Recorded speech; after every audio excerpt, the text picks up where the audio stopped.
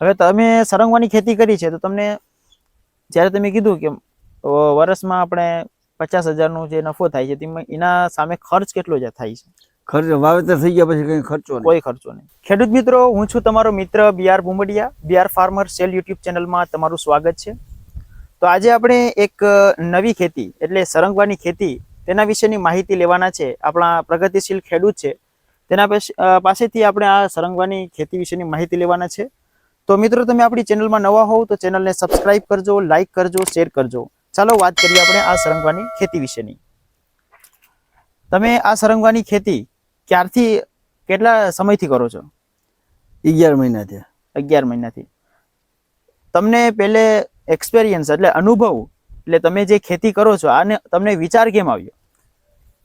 સરંગવાનો ભાવ કાયમીથી ઊંચો રહ્યો. માર્કેટમાં બધા શાકભાજી કરતા એનો ભાવ ઊંચો રહ્યો. એટલે એના તમે કોઈ ખેડૂત આરે કોઈ અનુભવ નહીં, ડાયરેક્ટ માર્કેટ આરે તમારે કોન્ટેક્ટ થયો, એના દ્વારા તમે નક્કી કર્યું કે આપણે સરંગવાની ખેતી કરવી છે. તો આ વિસ્તારમાં તમે પહેલા વખત છે સરંગવાના અંદર. તો બીજો પ્રશ્ન છે કે આને વાતાવરણ કેવું લાગે? આપણા કેશોદ વિસ્તારમાં છે, તમે વાવેતર કર્યું છે. વાતાવરણ તો બધું અનુકૂળ જ આવે, પણ એને ઠાર ઝાકર નડે. ઠાર ઝાકર નડે. વરસાદ વધારે હોય ને તો પાન ને બધું ખરી જાય. કે આને કેવા પ્રકારની જમીન જોઈએ? કાળી માટી હોય એટલે હાલે. કાળી માટી. પાણી ઓછું હોય તો હાલે. ઓછા પાણીમાં થાય. આનું બિયારણ કેવી રીતના હોય? તમે ઘર ઘરાવ લ્યો છો કે એગ્રોમાંથી લ્યો છો? ઘર ઘરાવ. ઘર ઘરાવ. ક્યાંથી ખરીદ્યું છે તમે? અમરેલીથી. અમરેલીથી. એગ્રો પાસેથી નહીં ખરીદ્યું. ને આનું વાવેતર કેવી રીતના કરો છો? એ કયા સમયમાં કરો છો ખાસ કરીને? ઉતાસણીએ વવાય. ઉતાસણીએ?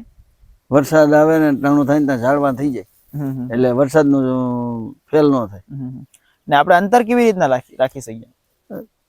10 ફૂટનું અંતર રાખવું જોઈએ. 10 ફૂટના અંદર પહોળાઈ 10 ફૂટ, ઓરસ ચોરસ 10 10 5 ફૂટ. એટલે આમ લંબાઈમાં આપણે 10-12 ફૂટ કરી શકીએ ને આમ જે લાઈન ના અંદર આપણે 5 ફૂટ રાખી શકીએ. અમે 5 ફૂટનું માપ કરીને રાખ્યું. તો બિયારણના પછી આપણે ખાતર તમે કેવી રીતના દિયો છો? બીના અંદર ખાતર આપો છો કે પછી જે સરંગવા છે? હા, થઈ ગયું. આમાં ક્યારામ છાંટી દેવાનું ખાતર. કયું ખાતર નાખો છો? ડીએપી વાવવાનું. ડીએપી વાવવાનું. પાયાની અંદર કોઈ ખાતરની જરૂર નથી. એના પછી આપણે આમાં કઈ અમે નાખ્યું જ નથી. અટાણા સુધી કઈ નાખવું જ નથી. કેટલા સમય થયો છે વાવેતર? 11 મહિના. 11 મહિના થયા છે. આ સરંગવાના 11 મહિના થયા છે. 11 મહિનાના ઝાડવા છે. તો હવે આનું કટિંગ ક્યારે કરશો તમે? એને તો વાર લાગે. કેટલું? ઈ ભાઈ 2 વર્ષનું કે 2 વર્ષનું કટિંગ. બરોબર છે.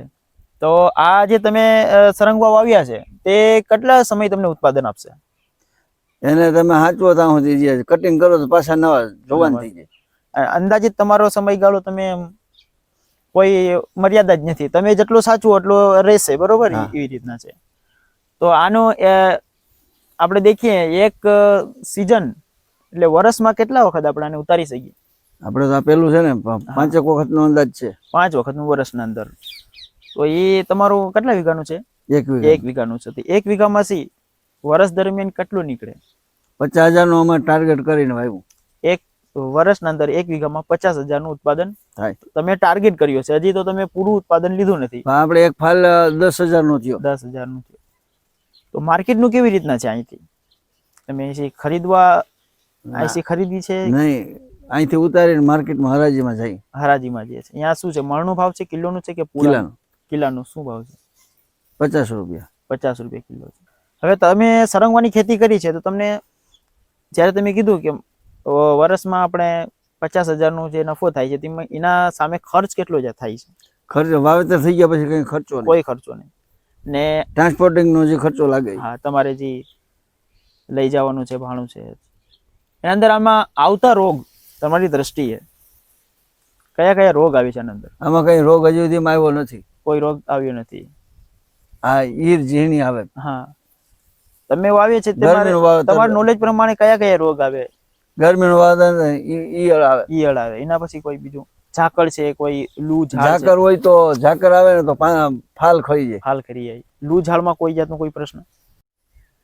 તો આપણે આના અંદર આંતરપાક એટલે કે જે અંદરનો પાક છે એ વર્ષ દરમિયાન કયો લઈ શકીએ ને કેટલા વર્ષ સુધી લઈ શકીએ?